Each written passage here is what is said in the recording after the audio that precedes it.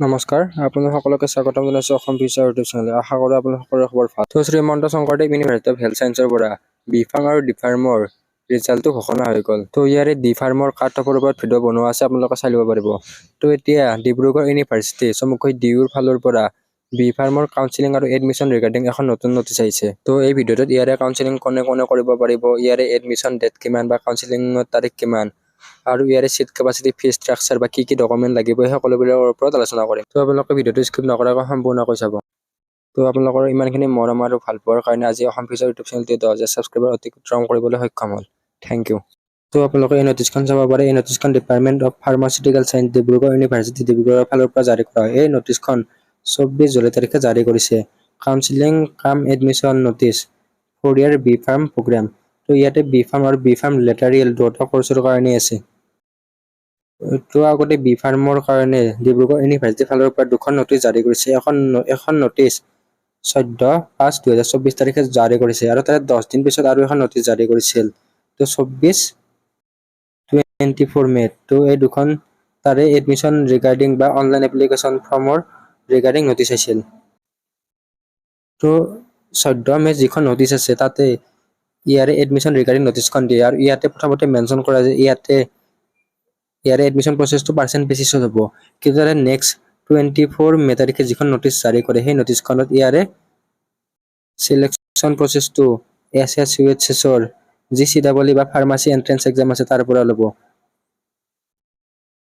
তো ডিব্ৰুগড় ইউনিভাৰ্চিটিৰ যি বি.ফাৰ্ম কৰ্চৰ অনলাইন এপ্লাই আছিল তাৰে লাষ্ট ডেটটো 30 জুন তাৰিখে আছিল। তো আমি ইয়াৰ ওপৰত অলৰেডি ভিডিঅ' বনাইছিলোঁ, আপোনালোক ভিডিঅ'টো লিংকটো আই বটনত দি দিম, তাৰ পৰা চাই ল'ব পাৰিব। তো এতিয়া ইয়াৰে যি কাউন্সেলিং আছে, ইয়াৰ কাউন্সেলিং ডেটটো হৈছে 8/8/2024, মানে 8 আগষ্ট তাৰিখে ইয়াৰে কাউন্সেলিংটো হ'ব। তো ইয়াতে আপোনালোকে নেক্সট পইণ্টটো চাব পাৰে। অল কেণ্ডিডেট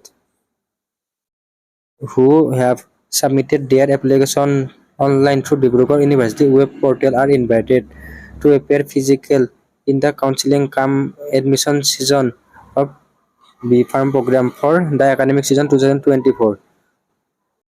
তো ইয়াতে মেনশ্যন কৰিছে যে ডিব্ৰুগড় ইউনিভাৰ্চিটিৰ ৱেবছাইটৰ জৰিয়তে যিসকলে বি.ফাৰ্ম কৰ্চৰ কাৰণে অনলাইন এপ্লাই কৰিছিল সেইসকলে ইয়াতে যাব পাৰিব। তো ইয়াতে ডকুমেণ্টবিলাক চেল্ফ এটেষ্ট লাগিব আৰু প্ৰিণ্ট আউট লাগিব।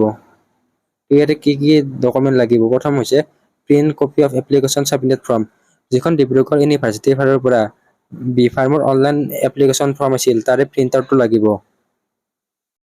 তো যিসকলে SSUHSৰ CEE বা যি ফাৰ্মাচীৰ এণ্ট্ৰেন্স এক্সাম আছে সেইটো দিছে কিন্তু ডিব্ৰুগড় ইউনিভাৰ্চিটিৰ বি.ফাৰ্মৰ কাৰণে এপ্লাই কৰা নাই, তেনেহ'লে তেওঁলোক এলিজিবল নহয়।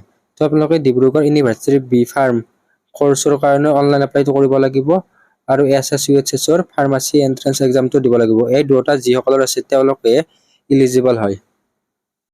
তো আপোনালোকে ফাৰ্ষ্ট ইলিজিবিলিটি কিন্তু গম পালে। তো ডিব্ৰুগড় ইউনিভাৰ্চিটিৰ বি.ফাৰ্ম কৰ্চৰ কাৰণে এপ্লাই কৰা হ'ব লাগিব। তো ডিউৰ ৱেবছাইটৰ through the next Srimanta Sankardev university of health ছায়েন্সৰ ফাৰ্মাচী এণ্ট্ৰেন্স এক্সামটো দিয়া হ'ব লাগিব। তো 2 নম্বৰ পইণ্টটো হৈছে original and self attach copies of admit card, marksheet and pass certificate, matric আৰু হাই ছেকেণ্ডাৰী।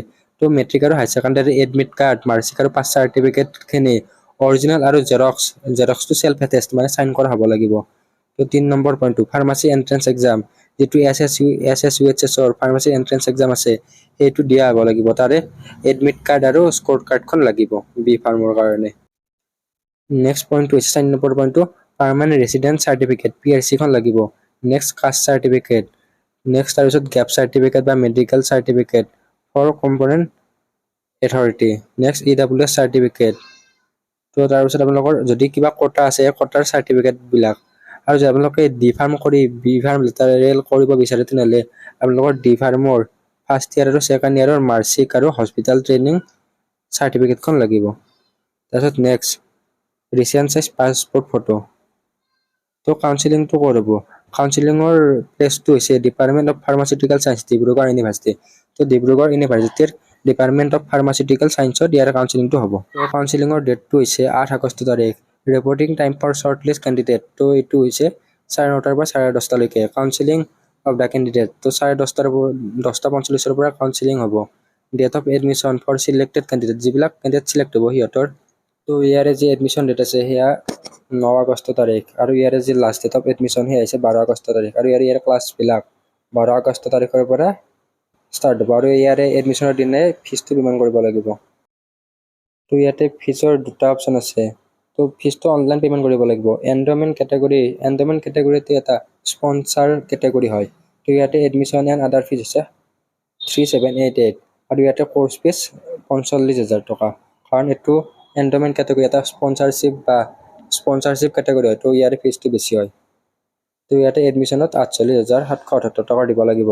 আৰু যি 2 নম্বৰ পইণ্টটো হৈছে ষ্টেট নমিনেটেড কেটেগৰী, এইটো এডমিশ্যন কোৰ্চ ফিজ 2400 টকা। তো ইয়াতে টোটেল ফিজটো 6188।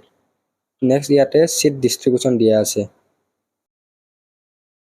তো বি ফাৰ্ম ফাৰ্ষ্ট ইয়াৰৰ কাৰণে টোটেল চিট 50টা আছে। এতে অসমৰ কাৰণে ৰিজাৰ্ভ আছে 7টা, জেনেৰেলৰ কাৰণে 3টা, SCৰ কাৰণে 1টা, STৰ কাৰণে 1টা আৰু যিবিলাক ডি ফাৰ্ম কৰিছে সেইসকলৰ কাৰণে 2টা। তো নেক্সট নৰ্থ ইষ্টৰ কাৰণে আছে। তো মিজোৰামৰ কাৰণে 2টা, মেঘালয়ৰ কাৰণে 2টা, অৰুণাচলৰ কাৰণে 2টা, নাগালেণ্ডৰ কাৰণে 2টা, ত্ৰিপুৰাৰ কাৰণে 2টা আৰু মণিপুৰৰ কাৰণে 2টা। তো নেক্সট এণ্ডমেণ্ট কেটেগৰী, এক প্ৰকাৰৰ স্পনচাৰ কেটেগৰী। তো নৰ্মেলি 29 আছে আৰু 2টা আছাম ৰাইফলছৰ আৰু 5টা জেনেৰেল AWS আৰু B pharm third semester lateral entry এণ্ডমেণ্ট কেটেগৰীৰ 5টা চিট আছে। তো এই যি নটিচখন আছে এই নটিচখন আপোনালোকে ডিব্ৰুগড় ইউনিভাৰ্চিটিৰ অফিচিয়েল ৱেবছাইটৰ পৰা ডাউনলোড কৰিব পাৰিব। তো ডিব্ৰুগড় ইউনিভাৰ্চিটিৰ অফিচিয়েল ৱেবছাইটৰ লিংকটো ডেছক্ৰিপশ্যনত দি দিম www.dibrugarh.ac.in। তো তাত এই নটিচখন পাই যাব। তো এই ভিডিঅ'টোত এইখিনি আছিল। আশা কৰোঁ আপোনালোক ভিডিঅ'টো ভাল পালে। ধন্যবাদ।